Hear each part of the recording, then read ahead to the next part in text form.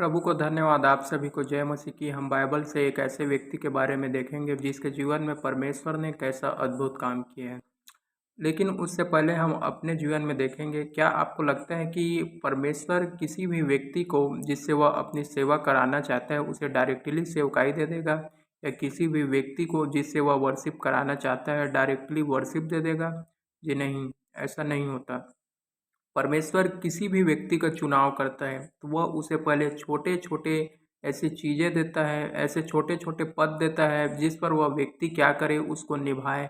और जब परमेश्वर देखता है ना कि यह व्यक्ति जो है इस कार्य को इतनी ईमानदारी से कर रहा है, तब परमेश्वर आपकी पोजीशन को क्या करता है, चेंज कर देगा।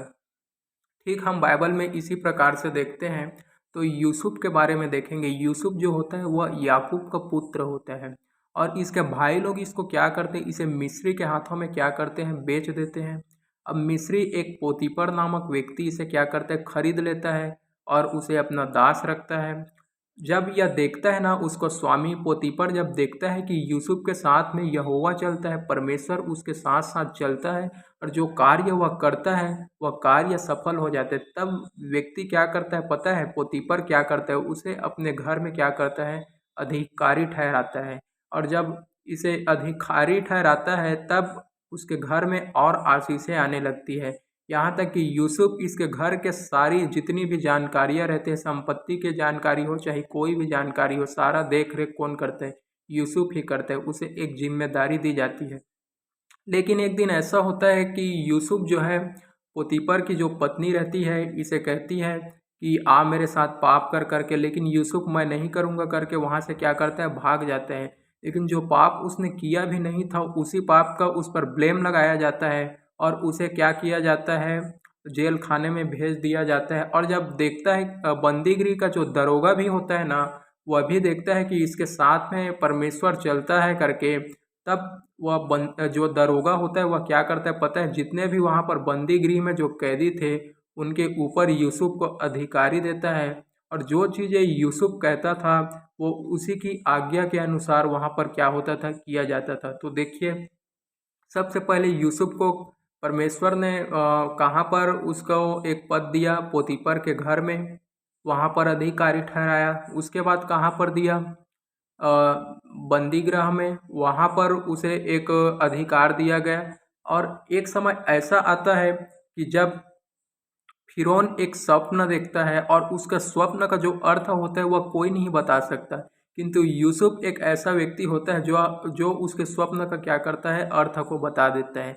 और जब वह उसके स्वप्न का अर्थ बताता है और फिरौन देखता है कि ये बहुत बुद्धिमान पुरुष है, तब उसे क्या करता है, उसे वह अपने देश का क्या करता है, प्रधानमंत्री बना देता है। देखिए, डायरेक्टली यूसुफ को भी परमेश्वर ने क्या किया, प्रधानमंत्री के पद पे नहीं भेजा, उसे कुछ छोटे छोटे पद दिए गए। और जब परमेश्वर ने देखा ना कि यह व्यक्ति इस पद को पूरी निष्ठा से निभा रहा है, पूरी ईमानदारी से निभा रहा है, तब परमेश्वर ने उसे एक ऐसा पद दिया जो कि एक विशाल पद है, एक बहुत बड़ा पद है।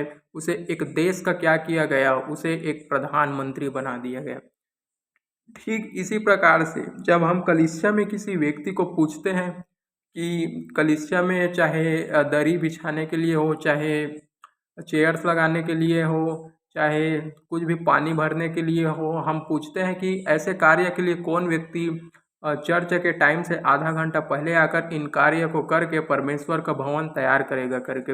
हाथ तो बहुत से उठते हैं, लेकिन आते कौन लोग हैं, एक ही लोग आते हैं, दो लोग आते हैं। वे लोग तो दिखाई भी नहीं देते जो लोग हाथ उठाए रहते हैं। एक संडे आएंगे, दो संडे आएंगे, उसके बाद आते नहीं हैं। लेकिन वही लोग डेली आते हैं जिसका चुनाव परमेश्वर किया रहता है। यदि आपको लगता है कि आप निरंतर अपना नींद खराब करके झाड़ू लगाते हैं, कि चेयर्स लगाते हैं, दरी बिछाते हैं, तो आप सुनिए, परमेश्वर आपके जीवन में अपने कार्य को चाहता है, इसीलिए परमेश्वर ने आपका चुनाव किया है।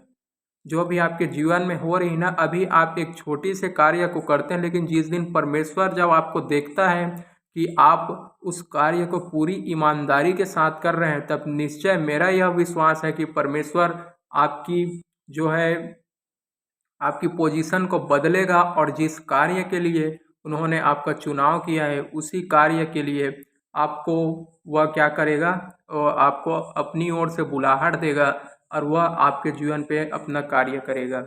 देखिए, ज़रूरी नहीं है कि आपको परमेश्वर क्या करे, मिनिस्ट्री दे दे कि वर्शिप दे दे, परंतु परमेश्वर का वचन कहता है कि तुम शरीर में जो हो एक अंग हो, और एक शरीर का जो होता है अंग का, हर एक अंग का अलग अलग कार्य होता है।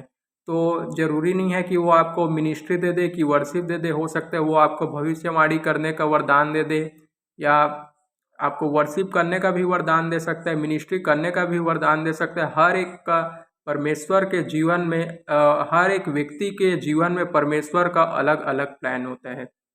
तो जब आप जो काम छोटे जो भी काम आप करते हैं कलीसिया के प्रति, जो काम आपको परमेश्वर ने दिया है, चाहे छोटा से छोटा कोई भी काम क्यों ना हो, आप पूरी ईमानदारी से करिए, क्योंकि परमेश्वर ईमानदार लोगों से बहुत प्रेम रखता है और वह उन्हें बहुत पसंद करता है। और एक दिन ऐसा आएगा कि परमेश्वर आपकी जब देखेगा कि आप कितने ईमानदार हैं उस कार्य के प्रति, परमेश्वर आपकी पोजीशन को बदल देगा।